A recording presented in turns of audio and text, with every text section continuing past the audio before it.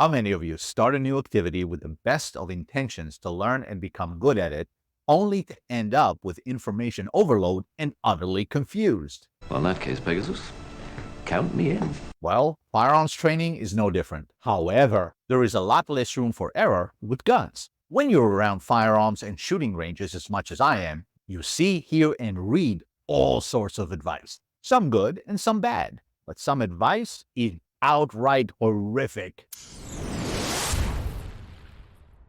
There isn't enough time to cover all the bad advice out there, so I'll share 5 pieces of common advice I believe you should avoid at all costs. Number 1, shoot the legs. No center mass shots, limb and head shots only. If all else fails and you are forced to use your firearm in self-defense, you'll almost definitely have to stop a moving threat. The legs are narrow targets that are moving fast. The same goes for the arms and head. However, everything is attached to a torso. In the gun world, we call it center mass. It's the biggest area to hit and moves the least. Aim for the center mass. When you have but a second or two to get enough shots off to stop the threat, that's what you shoot at, not the legs. Number 2, store your guns and ammunition separately. That applies primarily to home or office defense guns. It's 3 a.m., you're fast asleep and woken up when you hear glass shatter and footsteps inside your house.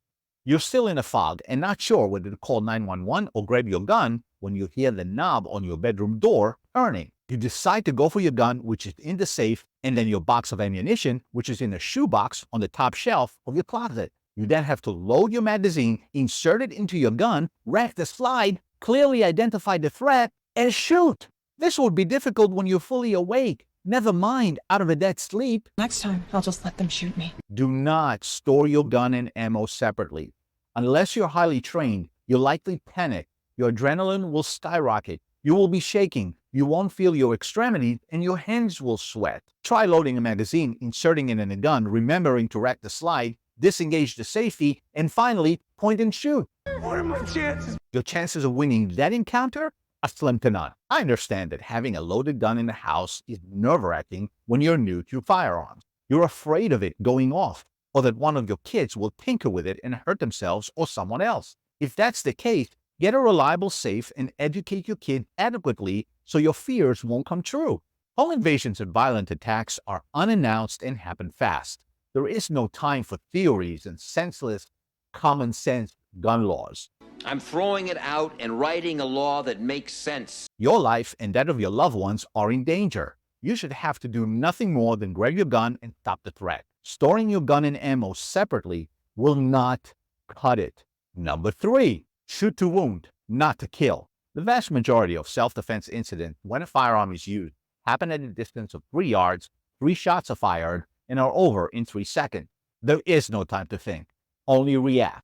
How effective you are will depend on your training. Your objective is to stop the threat, period. I don't shoot to kill, I shoot to stay alive. That doesn't mean wound or kill.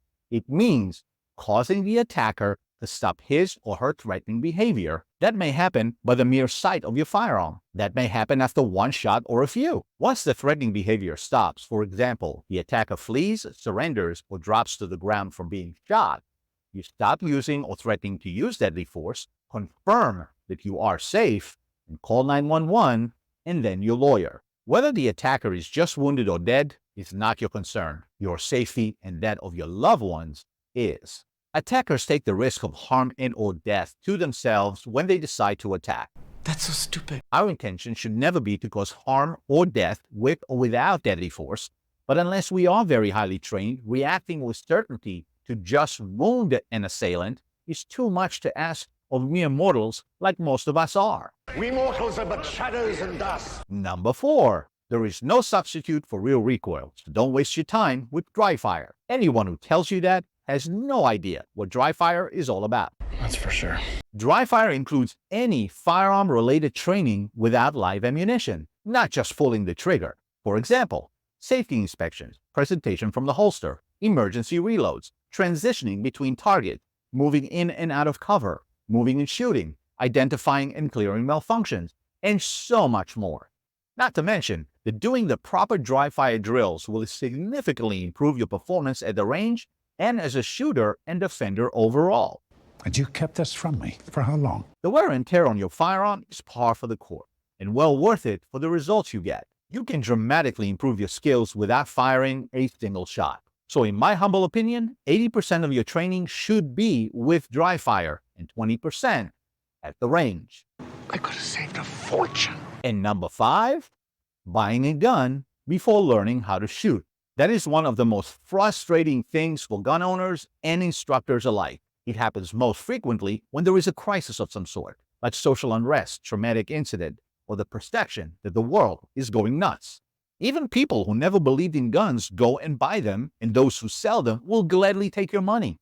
A salesman behind the counter, no matter how knowledgeable about the guns he sells, will likely sell you a gun based on their own bias, and the more expensive, the better. That doesn't mean that what you're buying isn't a quality gun, but just because it's the most popular gun doesn't mean it's the right one for you. Really? Why not? Using a gun in self-defense requires a certain set of skills. The gun you trust your life with becomes an extension of you, and using it under duress and without time to think means you have to be able to manipulate that gun without difficulty or discomfort. That will not happen if it's the wrong gun for you. Oh, yeah. Well, that makes sense. The right way to buy a gun is to first learn the basic skill sets necessary for self-defense. Then, under the supervision of a certified instructor, test drive multiple guns. The gun with which you can perform the skills you learned without difficulty and with relative comfort should be the one. I can tell you from experience that those who buy a gun without having ever shot a firearm and then hire me to teach them how to shoot it end up regretting their purchase and buying a different gun. So what are you saying? Learn the skills first and buy a gun later. Gun ownership comes with great responsibility. So, the advice given and taken should be carefully considered. Your life and that of your loved ones depend on it. If you enjoyed this video, please smash that like button, subscribe to the channel, and watch the next video right here. Train hard, often, and safely, and I'll see you at the range.